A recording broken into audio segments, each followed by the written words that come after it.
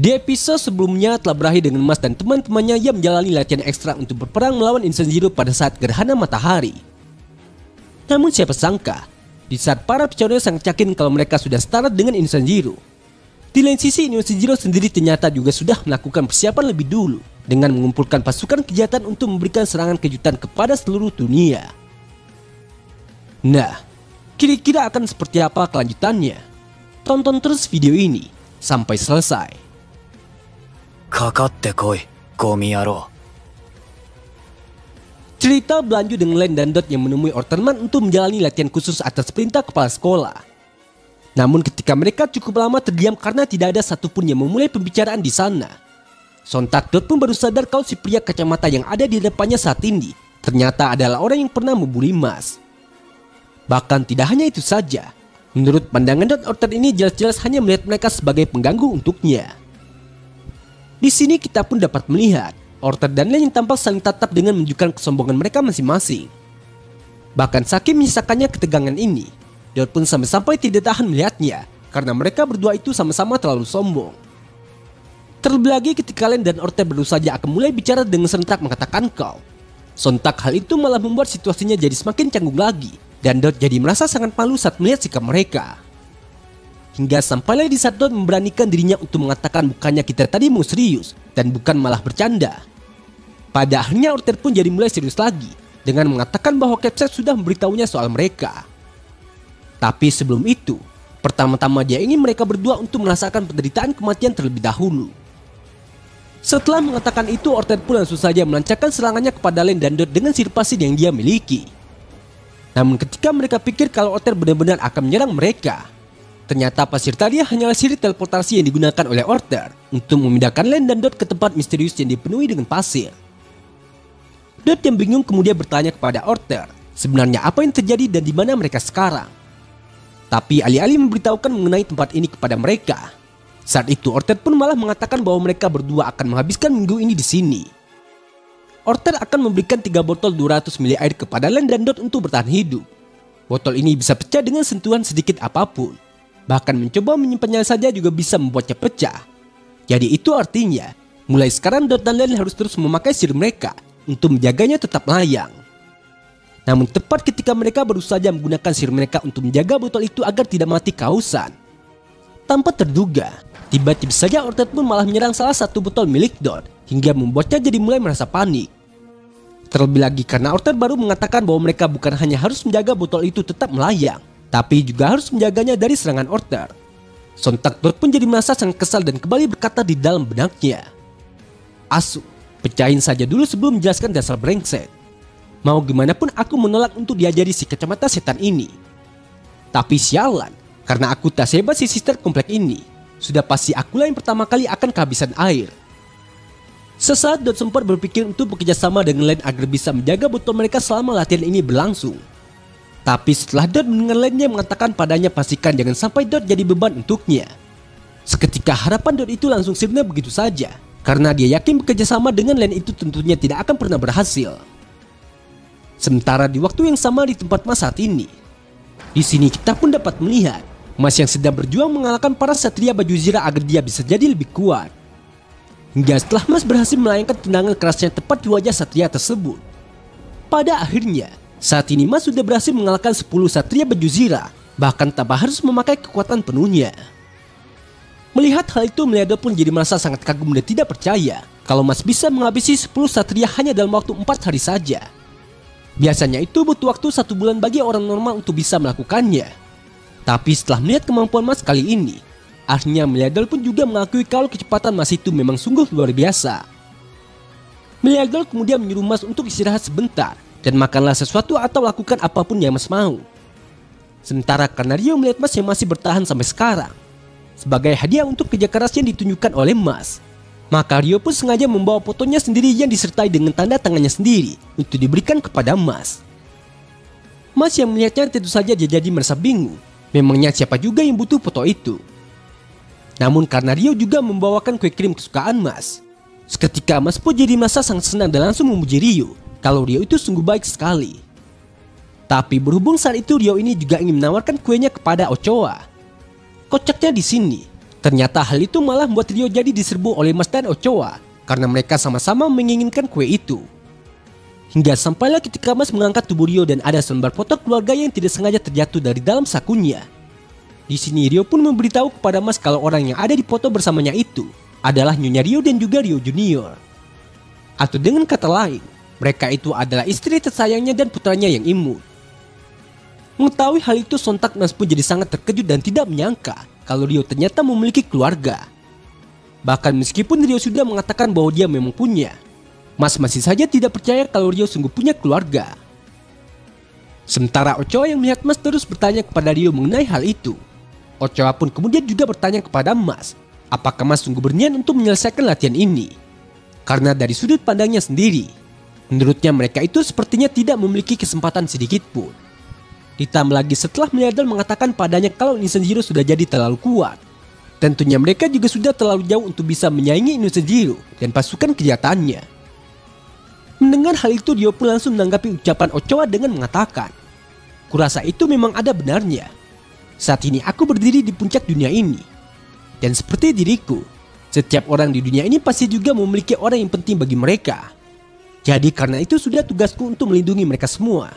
Maka tidak peduli walaupun kita jauh dari tandingan mereka, aku tetap menolak untuk kalah. Lagi pula karena ada aku di sini, sudah pasti kita tidak akan kalah." Mas kemudian bertanya kepada Ochoa, jika Ochoa meragukan hal ini, memangnya apa alasan Ochoa mulai berlatih di bawah naungan Nona Miliador? Lalu dengan pedenya Ochoa pun menjawab bahwa dia hanya ingin jadi terkenal sebagai salah satu muridnya. Dengan begitu, maka dia bisa memanfaatkannya untuk mencari uang dengan membuka konsultasi, menjual buku dan seminar. Bahkan meskipun bagi Miliador Ochoa ini memiliki insting yang bagus, tapi kepribadiannya seperti sampah. Di sini Ochoa tetap saja berpegang teguh pada prinsipnya. Bagi Ochoa, jika kau menginginkan sesuatu di dunia ini, tentunya kau harus berusaha dan itu melibatkan uang. Jadi jangan pernah menilai dirinya hanya karena mereka tidak berpikir ke depan. Mendengar hal itu, Mas sendiri juga setuju kalau yang dikatakan oleh Ochoa itu cukup valid dan benar. Tapi karena Mas ini juga memiliki pendapatnya sendiri, maka menurutnya dia akan merasa sangat sedih kalau mereka tidak bisa berkumpul dan makan bersama seperti ini lagi. Setidaknya begitulah menurutnya.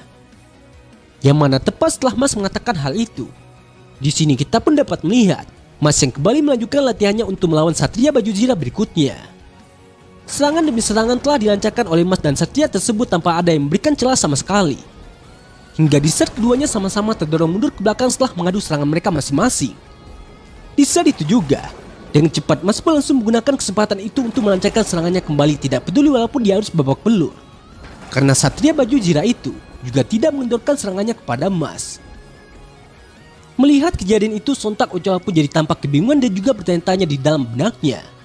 Sebenarnya apa yang buat Mas bisa terus maju meski dia sudah babak belur seperti itu? Dia harusnya tahu seorang bocah tidak mungkin bisa menandingi Innocent Zero. Aku sungguh tidak bisa memahami sampai mana keidiotannya itu.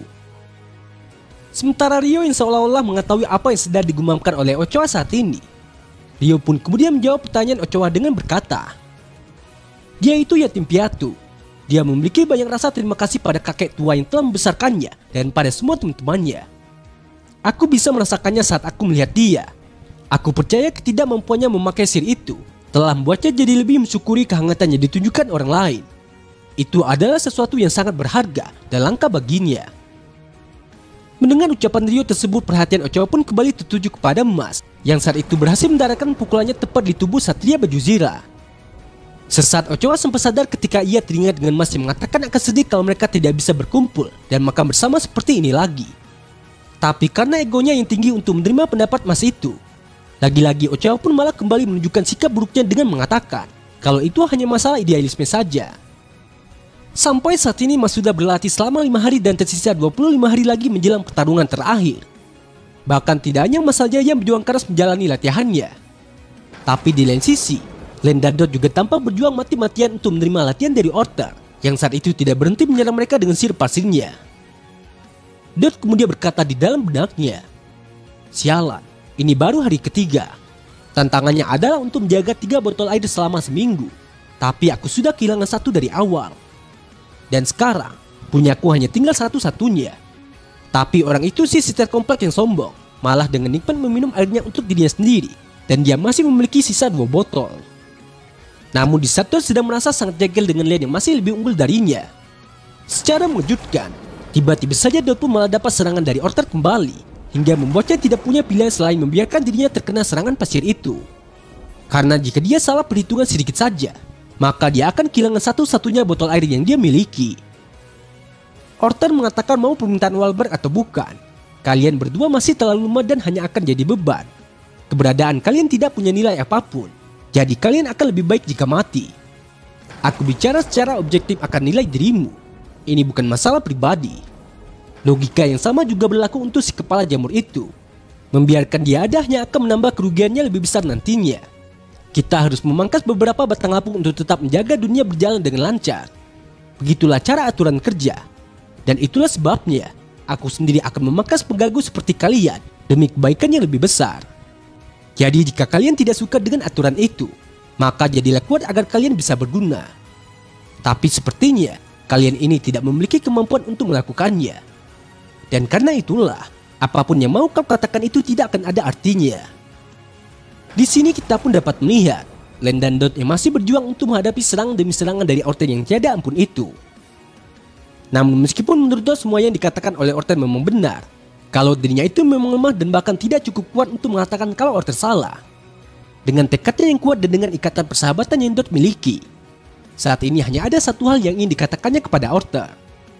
Aku tidak peduli walau itu membunuhku, karena aku tidak akan pernah jadi beban bagi siapapun. Dan aku akan membuatmu menyesal karena meragukanku, karena aku punya nyali. Setelah mengatakan itu, Dot pun langsung saja menggunakan sihir espalmnya untuk menangkis semua serangan dari Orter. Tapi karena di lain sisi Orter juga langsung melancarkan serangan pasirnya kembali, hingga membuat Dot tidak sanggup untuk menangkis semuanya. Pada akhirnya Lens pun memutuskan untuk membantu Dot dengan melindungi sisi belakangnya, sembari berkata, "Aku setuju, aku tidak akan jadi beban bagi siapapun, dan aku siap mempertaruhkan nyawaku demi adikku." Orter yang saat itu melihat mereka saling membagi pertahanannya untuk menjaga sisa air yang ada. Sontak dia pun jadi teringat dengan teman lamanya yang juga pernah mengatakan hal yang sama, yaitu kalau soal tekad, maka dia tidak akan kalah. Jadi dia akan melakukan apapun demi dunia dan semua orang di dalamnya. Hingga setelah Orter melihat ada peningkatan dari Len dan Dot selama berlatih dengannya dalam 3 hari ini. Pada akhirnya, Orter pun memutuskan untuk menyudahi sesi latihan hari ini, dan mereka akan lanjut ke tahap berikutnya dalam sisa waktu 4 hari lagi. Sementara di tempat berbeda di sisi Finn saat ini, di sini kita pun juga dapat melihat Finn yang sedang berlatih di dapur untuk memasak sesuatu. Entah Finn ini akan dididik untuk menjadi master chef atau bukan. Tapi yang jelas, awalnya Finn ini meminta bantuan Kaldo agar dia bisa jadi berguna bagi yang lainnya. Tapi selama 3 hari berlalu ternyata Finn ini hanya terus disuruh memotong ikan, hingga membuatnya jadi bertanya-tanya apakah ini adalah latihan master chef. Namun tanpa disadari oleh Finn, sebenarnya Kaldo ini memiliki tujuan lain kenapa dirinya menyuruh Finn untuk berlatih seperti ini. Hingga setelah Kaldo melihat teknik Finn yang sudah semakin membaik dalam memotong ikan tersebut, pada akhirnya Kaldo pun juga memutuskan bahwa Finn akan lanjut ke tahap berikutnya tanpa menjelaskan apapun. Singkat cerita, setelah 10 hari berlalu sejak Mas berlatih menghadapi para satria baju zirah, di sini kita pun dapat melihat Mas yang akhirnya berhasil mengalahkan satria ke-100 dengan satu pukulan yang mampu melubangi tubuh satria itu. Kecepatan Mas dalam menjalani latihan ini lagi-lagi telah membuat Milador jadi sangat terkesan padanya. Karena bagi orang normal biasanya akan membutuhkan waktu setahun untuk bisa menyelesaikan ujian ini. Tapi hebatnya, ternyata Mas hanya butuh 10 hari untuk bisa menyelesaikannya. Bahkan saking mengesankannya Mas ini bagi Milador. Milador pun sampai merasa bahwa Mas mungkin juga bisa mendapatkan teknik yang bahkan Milador sendiri tidak mampu menguasainya. Hingga setelah merasa cukup memberikan tes kepada Mas dengan permainan menangkap ekor dan harus mengalahkan 100 satria baju zirah. Mulai dari sini akhirnya Mas pun akan menjalani latihan sesungguhnya dengan melakukan pertarungan secara langsung melawan Milador. Sejak saat itu Mas dan teman-temannya terus melanjutkan latihan mereka dengan serius untuk menghadapi pertarungan akhir yang menanti di depan mereka. Hingga kompetisi pun semakin dekat dan hanya tersisa 3 hari lagi sebelum gerhana matahari. Milador sangat yakin kalau mereka pasti bisa jadi lebih kuat dalam sisa waktu 3 hari tersebut. Namun di saat mereka sedang sibuk membuat persiapan untuk menghadapi serangan dari Innocent Zero, tanpa disadari oleh siapapun, diam-diam ternyata Innocent Zero juga sudah menyiapkan rencana khusus untuk melakukan penyerangan sebelum gerhana itu tiba. Dan sekarang, Ratusan anggota pasukan kejahatan Inujinro sudah sampai di pinggir kota untuk memulai invasi mereka. Nah, jadi inilah keseluruhan cerita dari video Marcel kali ini. Terima kasih buat teman-teman yang sudah nonton sampai selesai. Kira-kira akan ada keseruan apa lagi setelah ini? Tetap nantikan update video lanjutannya hanya di channel Onobe.